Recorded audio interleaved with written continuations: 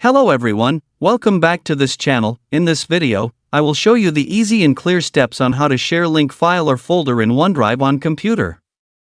So how to share link file or folder in OneDrive on computer? Make sure you keep watching this video until the end.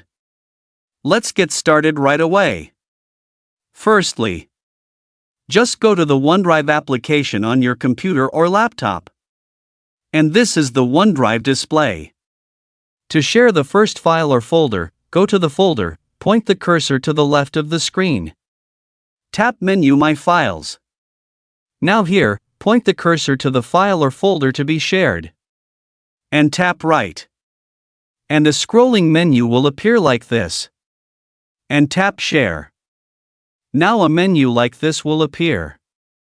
Down and tap the Copy Link button here. Now after copying the link, you can paste using Message, WhatsApp or other applications to send using the link to others.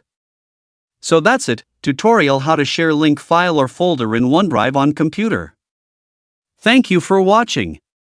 I hope this video is useful. See you in the next video.